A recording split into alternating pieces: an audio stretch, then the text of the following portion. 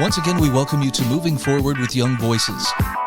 And we are very happy to welcome a new contributor this week. Her name is Anna Mays. And Anna, since this is our first time meeting you, take a moment and tell our listeners about who you are and what you do. Absolutely. Well, thank you so much for having me on. It is a pleasure to be here.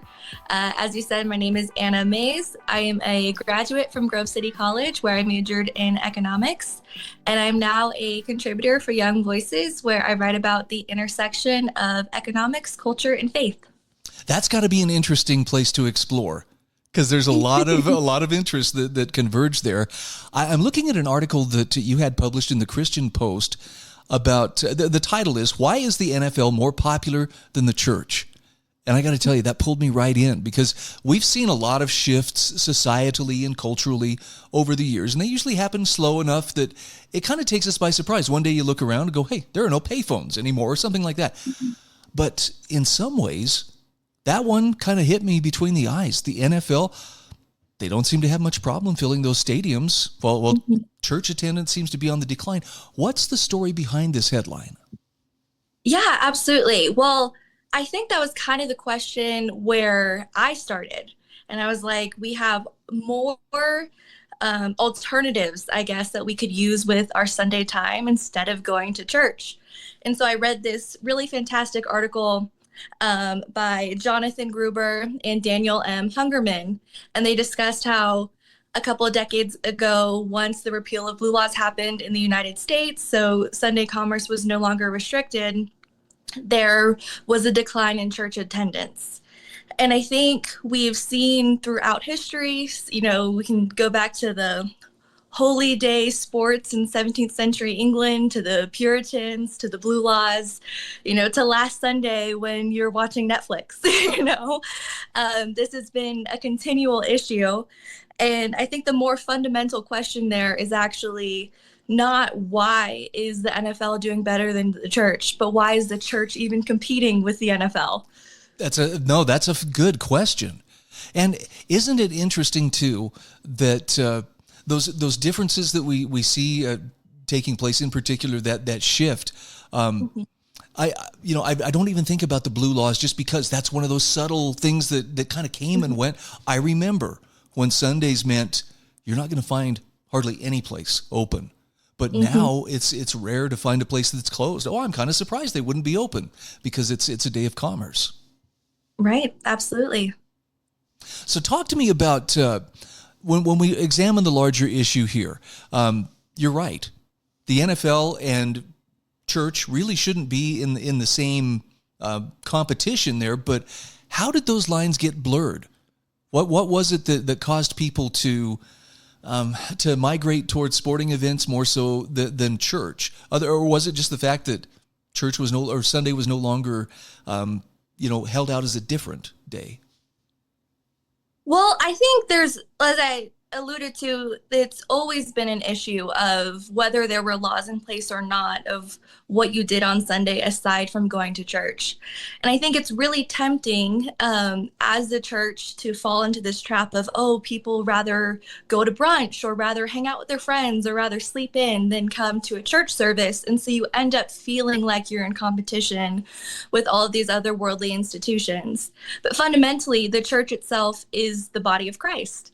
And so it is definitely nothing less than an institution, but it is altogether different.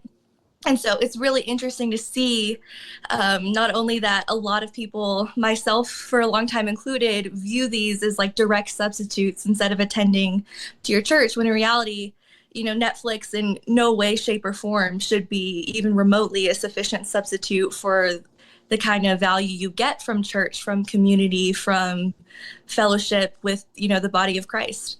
You point out in your article too that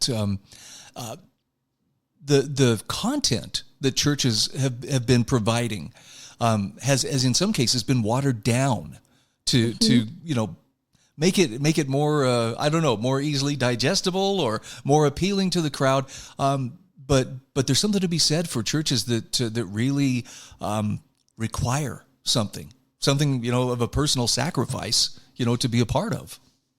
Yeah, absolutely. And I think it's this way that we have fallen into that trap. But some churches really are excellent, at doing what they are called to do. And I think that is just the case throughout human history. Sometimes we follow better and sometimes we follow worse. But the churches that we see that are successful, across the world, in my article, I specifically talk about the United States, but it's the churches that are rooted in Christ, that are rooted in truth, beauty, and goodness. And it's not the churches that are watered down to match the rest of these worldly institutions. Ultimately, if you're trying to provide comfort or entertainment or humor or pleasure or a pat on the back, you're going to be worse than the other worldly institutions that are in place to do that. That's oh man, this cuts across so many different stress lines in our culture. And you point out in your article too here, some people say, well, churches need to adapt or they need to die, but there are some places, and I think you make the case here, that the churches that seem to be thriving are the ones that have held the line. Spiritually, doctrinally, they haven't tried to become more popular with the world so much as to be more true to their grounding principles. Yeah, absolutely. Well, I mentioned a lot of different statistics in my article. I talked about the Presbyterian Church, the United States. They recently lost 140 congregations, 1 million members, I believe around 50,000 of which were active members, so regular attenders, active in the church, active in the community. And currently we're watching the United Methodist Church, again, another prominent denomination in the United States. They're undergoing one of the biggest interdenominational fractures to date.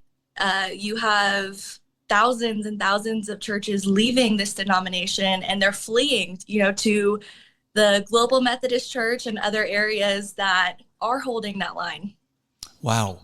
So, okay, let's look at the other side of that equation. And are there churches that are prospering, whether that's here in America or worldwide? Are we seeing churches that are actually growing in numbers that have not essentially watered themselves down? Yeah, absolutely. I think a big name that a lot of people recognize is the Grace Community Church. They have continued to grow and prosper under the doctrine of Jesus Christ. They understand truth, beauty, and goodness, and they're not afraid about causing offense in the name of truth, goodness, and beauty, because they know they can't be more loving than God. I love that. There's a line here, too, in your article that I think just this deserves to be shouted out, and that's theological orthodoxy is not alienating.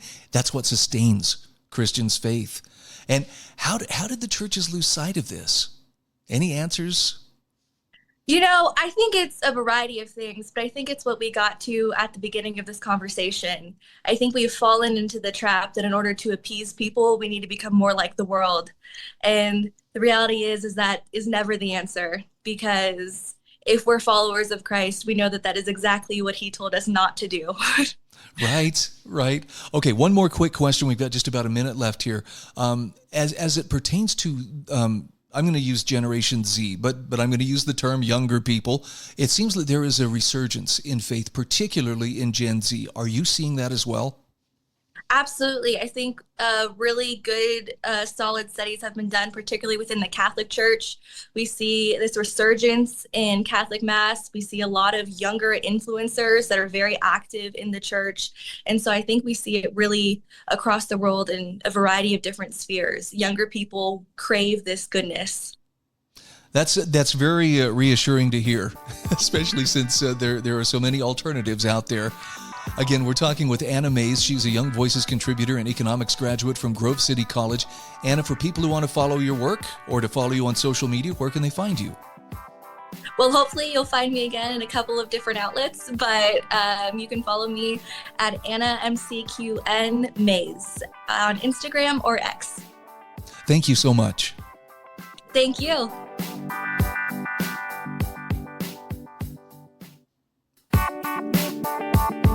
And we are back on Moving Forward with Young Voices. Happy to welcome a new contributor to the program this week. His name is Bautista Vivanco. Bautista, thank you for joining us today. Tell us a little bit about who you are and what you do. Oh, thank you so much for having me, Ryan. I'm currently working as a health policy research associate at a think tank here in Washington, D.C. Although I am originally from Argentina, I did my college in the U.S. and I've been here for 6 years now. And I've been doing research on health policy over the last 10 months. Very happy to have you on the program. I'm looking at an article that you wrote for Real Clear Politics called The Empty Outrage Over Medicaid Cuts. And by gosh, I have heard a lot of talk about Medicaid cuts at the federal level, at the state level. I hear it just about everywhere I go. Talk to me. Let's start out at the federal level. Yes. There's talk about loss of Medicaid coverage as part of the president's new One Big Beautiful Bill. How does that all fit in together? So basically what's going on, the nuts and bolts of it is that they're going to be starting in 2027, after the midterms next year, of course. We're going to be experiencing work requirements in Medicaid, which means that people that are currently able-bodied adults that are not parents, that they don't have a disability, they're going to have to prove to the different state agencies managing Medicaid that they're engaged with the community. That could be either through education, volunteer work, or by working 20 hours a week. And they will just have to prove that. And according to some estimates by, for instance, the Congressional Budget Office, that extra paperwork, that requirement of these people that they're going to have to show off and indicate what they're doing, it's going to lead to a number of them to not be enrolled anymore for various reasons. And that's going to lead to some reductions in the spending of Medicaid, since they're not going to be covered any longer. So I'm trying to be diplomatic in how I say this, but it sounds like a lot of the opposition, and especially a lot of the angry, denouncement that I hear coming from Washington, D.C., may be really just making a lot of noise. They're hollering without actually being hurt. Talk to me about the program itself. Is this program as popular with the American public as those who are legislators would lead us to believe? Because boy, they say you can't touch this, or it's political death. Most certainly. Medicaid is starting to get referred to as the third rail of politics. You touch it and you die, essentially.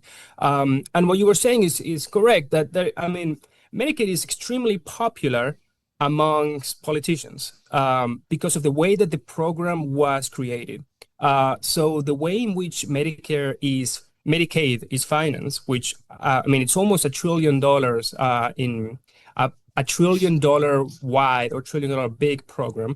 The way that it works is that the states will spend a certain amount of money, let's say $1, and then the federal government will pay the states what it's called a refer rate that could be anywhere between $1 and $9. So what's going on here is that the vast majority of the budget for this program is coming from the federal level, not from the state level. And so the reason why we're seeing all this outrage towards these cuts is because the state's officials are going to see that in order to maintain current levels of Medicaid expenditure, they're going to have to flip the bill themselves. The states will have to do that. And the only way in which that can be done is by raising taxes. And now the fact that nobody is probably going to be raising the taxes to maintain current level of Medicaid expenditure just tells you that people love the benefits that they get as long as they don't pay for it. So current level of Medicaid expenditure is not on par with what the population would be willing to pay in taxes to maintain that level. All right. You have done a wonderful job of outlining the problem. Let's talk a little bit about the solutions. You address some potential solutions that if we were to return to free market economics, there are different ways to approach this. Let's talk about some things that maybe we could be trying. Well, yes. So one thing that is quite interesting is that It kind of really does depend on what you are trying to achieve with your policy outcomes. So if the main goal that we have with the program is to provide health insurance to lower income people, that there are ways in which we could achieve that. Medicaid is health insurance for people. But if what we're trying to do is to raise the standards of living of people that are experiencing difficulties either through their disability or their age, or because they have to take care of children, one way in which we could potentially achieve that would be, instead of having the government dictate the benefits that they can get, just give them the cash and have the individuals allocated in whatever way they wanted to. Because if you are a single mother of three that is very close to the poverty limit, perhaps health insurance might not be the most valuable thing for you. You might instead appreciate obtaining something like extra money so that you can move away to a better school district for your children, or that you could buy them whole foods and vegetables and meat, and things that are a little bit more healthy, perhaps even a little more expensive, but more healthy for your kids as well. And now it is interesting because there is a way in which we could do this, in which we improve the lives of the beneficiaries and also reduce the tax burden on the taxpayers. There's been some really interesting research that showcase that every dollar that the government spends on a beneficiary, out of that dollar, the person on Medicaid only sees about 20 to 50 cents in real perceived benefits. So potentially you could reduce the budget of this program by half, which would be phenomenal for the taxpayer and will help us steer away from a debt crisis, and give that money directly to the individuals. And on average, the same level of utility, the same level of perceived benefits as the way the program is currently structured. Interesting. One of the things you point out in your article is that the states also they have to deal with these Medicare or Medicaid rather issues as well. And something that you pointed out here that I think I wish more people understood: by far the biggest lobbying influence in many state legislatures it's the health sector. They've got the money, and so as you point out, this Medicaid becomes a very handy way to transfer wealth directly from the federal government to that sector. Well, yeah, I don't blame them. If I was getting all this money from the federal government directly into my pocket, I too would be upset if the fountain started to become smaller and smaller. But it is true, as you mentioned, research shows that the majority of the transfer of benefits goes not from the government to the people on Medicaid, but from the government and the providers of healthcare. And so, yeah, it is truly a shame. But we will see what will be the next reforms that we might have on Medicaid in the future. There's definitely those are much needed. I appreciated your treatment too of the one big beautiful bill. That's been a very polarizing issue for a lot of people, including people who may actually be supporters of Donald Trump. But there's some good in that bill, which the treatment toward Medicaid, that's a step in the right direction. However, that is true. There's a lot of stuff there too that really isn't doing us a favor, and that is also a part of your excellent article. Most certainly. It's definitely not perfect, but there are some steps that are in the right direction. Although ultimately what we need in Washington, D.C. is to have more bipartisan support for more sensible and more level-headed politics, looking not just for the next midterms, but for the generations to come as well. Again, we are visiting with Bautista Vivanco. He is a contributor for Young Voices, as well as a health policy researcher. Bautista, where can people follow you on social media? Where can they find your work? Well, right now I'm working on setting up my Twitter account, which I think that it's about time that I get one of those. It seems people are having so much fun out there. But in the meantime, you can follow me on LinkedIn. That is Bautista Vivanco. Thank you very much.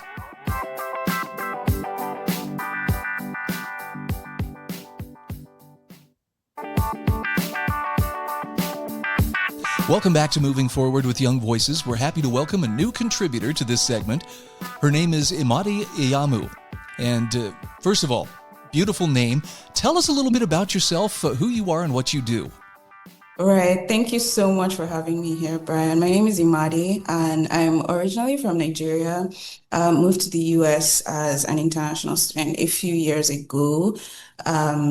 Got my MBA, and I work as a wealth manager, and I'm also very interested in media arts right now, contributing more towards topics around immigrants, high-skilled immigrants in particular, and working on projects like that. So yeah, it's great to be here, and it's great to talk to you.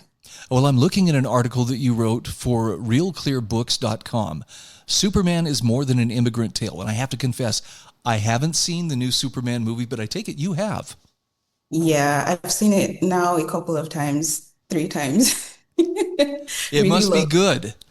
Yes, yes. And I'm definitely a DC Superman fan as well, so that helped. So let's unpack this just a little bit. First of all, there are a number of different Superman films out there. What is different about this film? Well, I would say 2 things. One is just it's had the highest grossing opening weekend. So that's definitely people have seen something different about it. But also in the sense of the article that I wrote, with the new direction that James Gunn took it in, there was a bit of debate right before it came out with his statement. So he talked about the fact that Superman is an immigrant story. And so that's what my article is about. It's saying, yes, it is an immigrant story, but it's more than that, which is Superman obviously is an immigrant. He wasn't born in the US. His parents obviously weren't born in the US. But it's more than that, because the reason why Superman is such an endearing character is because he becomes one of us in a way that it shows the power of assimilation.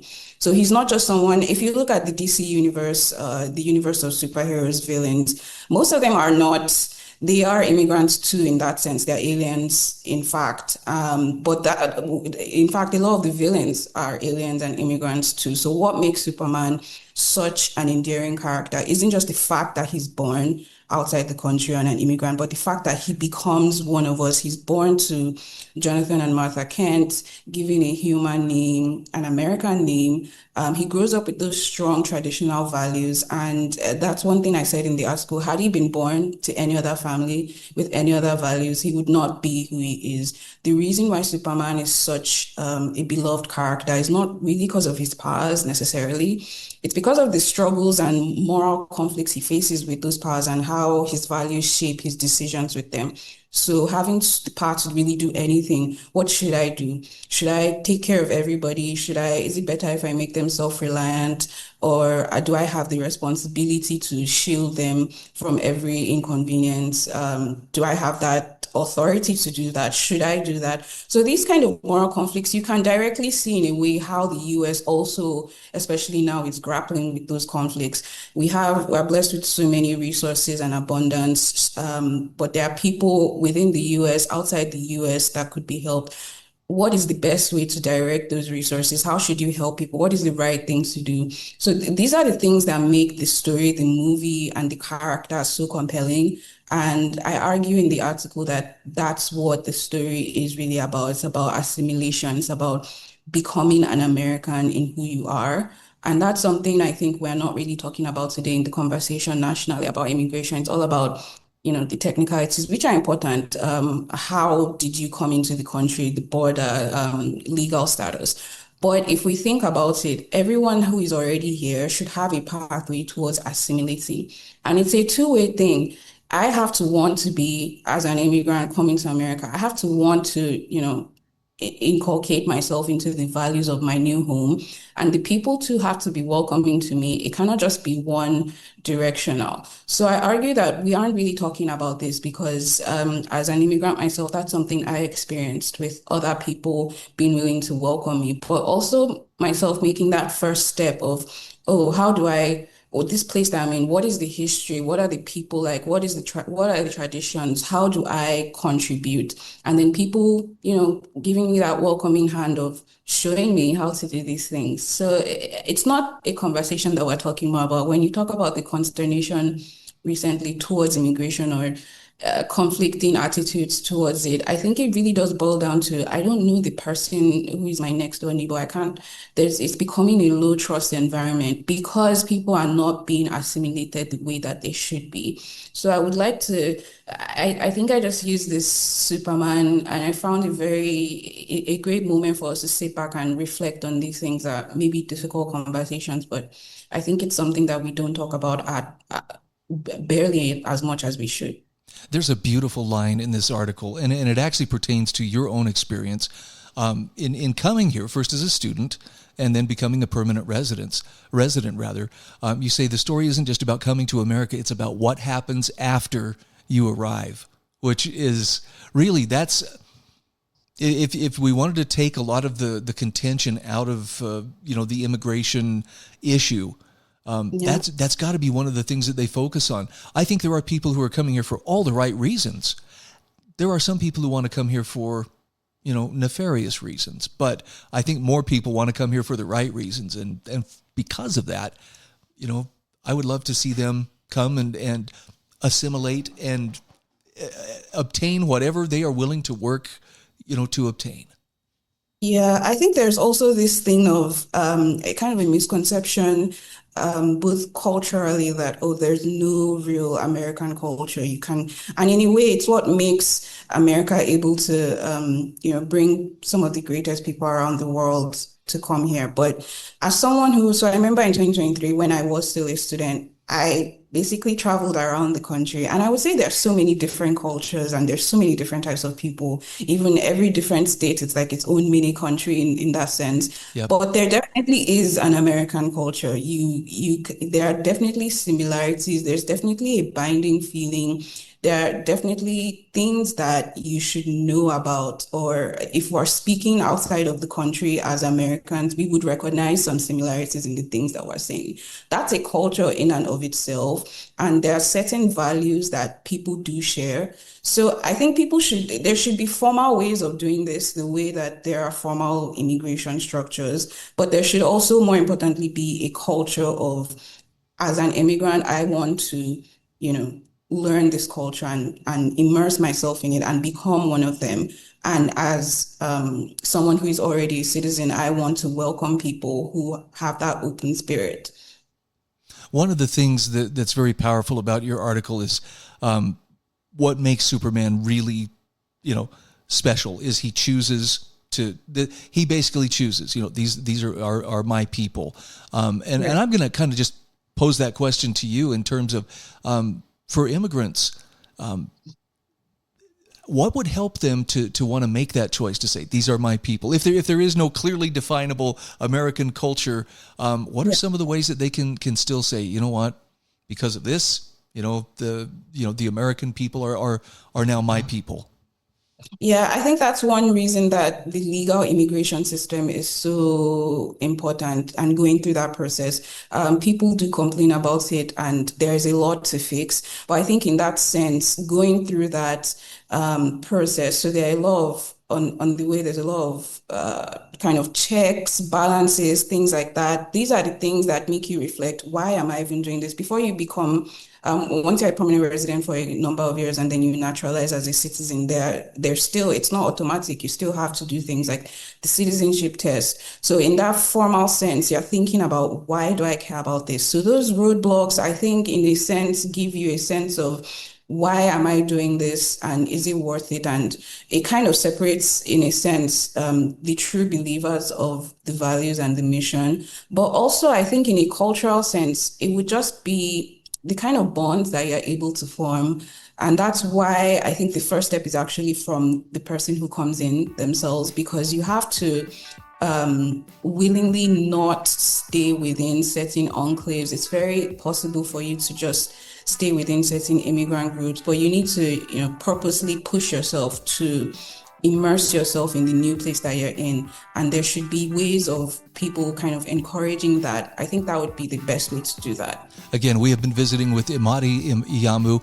Thank you so much. What a wonderful article. Thank you so much for your time, Brian. Love talking to you. Recording in progress. Welcome back to Moving Forward with Young Voices. This is our fourth and final segment today. Happy to welcome a new contributor. His name is Nicholas Armstrong. Nicholas, this is our first time meeting you. Take a moment and tell us a little bit about yourself. Yeah, well, thank you for having me on your show today, Brian. I'm Nicholas Armstrong, and I am a policy analyst that studies primarily healthcare, and then I dabble in family policy here in Austin, Texas at the Texas Public Policy Foundation. Marvelous. And I'm looking at an article that you wrote for TexasPolicy.com. Reductions in Medicaid spending are here. Is Texas's private safety net ready? Now, this actually is going to tie in with a couple of other segments we've done on the show today, but we were talking about Medicaid cuts and how, this is great political fodder in Washington, D.C., and there's a lot of angst and a lot of press conferences taking place over it. But the states have a say in this matter as well. Talk to me about how this is shifting more responsibility to the states, and how does Texas stack up as far as their readiness to take on responsibilities like this? Yeah, well, that's an excellent question, Brian. And it's a lot of, going back in the summer with President Trump's One Big Beautiful Bill, trying to target that waste, fraud, and abuse that is in Medicaid and reducing that spending. And I would also like to point out that Medicaid will actually continue to grow. There are no actual real cuts, if you will, because it will still continue to grow as a program, which is kind of scary, thinking that you can cut $1 trillion from a program and it will still continue to grow. That just kind of shows how much money we actually do spend on healthcare. And so with those reductions on the federal level, states actually have a private safety net, because we remember that Medicaid is actually by its own admission, is an insurer of last resort.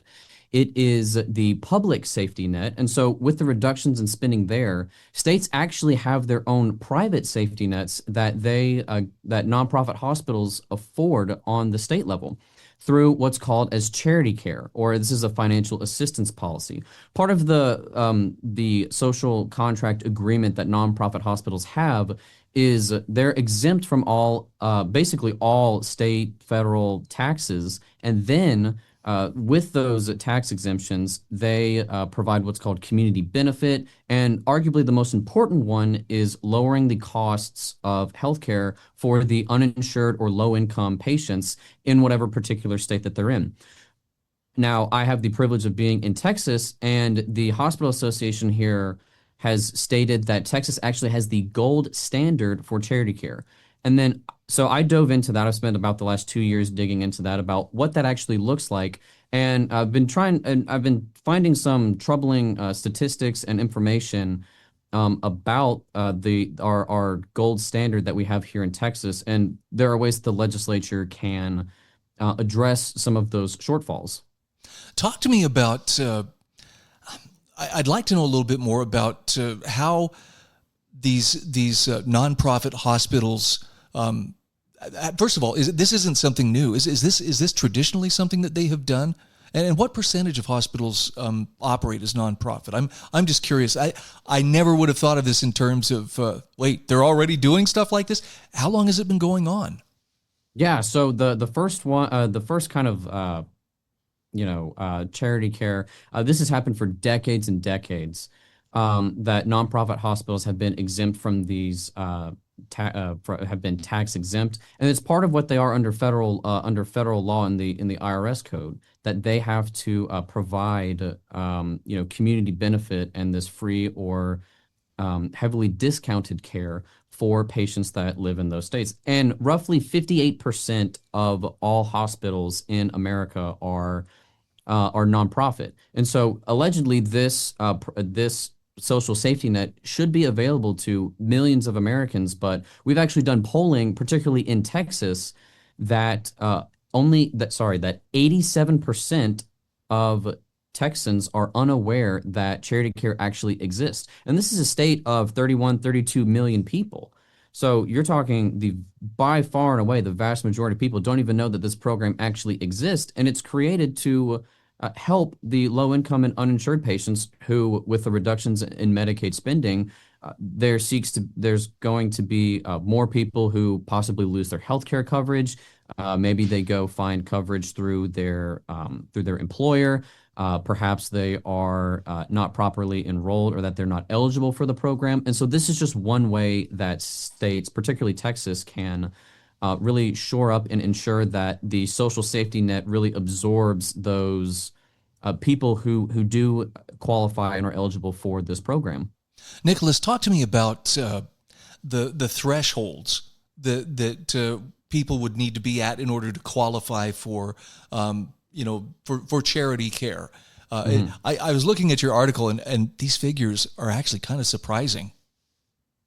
Yes. So there's really kind of two metrics. Kind of the industry standard, if you will, is so generally patients who make less than 200% of the federal poverty level. That's around, for a single person, that's around I believe it's around 50,000, somewhere around there, which is the vast majority of Americans. Kind of fall within that income threshold, or have around that income. And so those patients are typically eligible to have it completely written off for their care, written off for when they go to the hospital, when they apply for it, or when they can apply for it. Now, kind of that income bracket from 201% to 400%, that's where you can have your care discounted. And it kind of takes into a little bit of context of, low income, making sure that you don't have, some offshore, accounts over in Switzerland or something. So Right. they do background checks to ensure that, that the money and these discounts are going to individuals who do qualify for it. But 400% of the federal poverty level, that is roughly $62,000 for a single person. And for a family of four, which is about the average size of a family in the U.S., is $102,000. And so, and there was an American Enterprise Institute chart of the century updated that came out and showed that hospital services have increased from general inflation around 220%. So hospital services have dramatically increased over the past decade or 2 decades, and charity care could be a way to bring down some of those costs that families everywhere in Texas are experiencing. I'm just blown away, from your article here. On income alone, over 93 million Americans could qualify for charity care. That's astonishing. Now, we've only got about a minute and a half left here. Let's talk about moving ahead.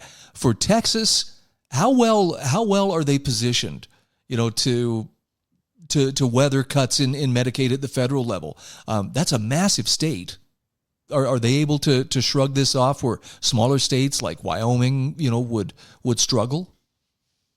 So, that's a very good question. And Texas can weather this storm a little bit better than other states. It's not necessarily between big state and small state. It's more so a fact of expansion state, those who have expanded Medicaid versus those who have not expanded Medicaid. And so Texas isn't going to be as hit as much with the reductions in Medicaid spending as say a California or a New York that has really that has expanded Medicaid. But Texas surely is going to feel the cuts of Medicaid spending, and people are more than likely going to lose their healthcare coverage, and they'll still need a way to pay for the services, for the healthcare that they need. And charity care is going to be, and should be, one of those ways where we hold nonprofit hospitals accountable for the social contract that they have entered into with the state, and to serve the people in their communities.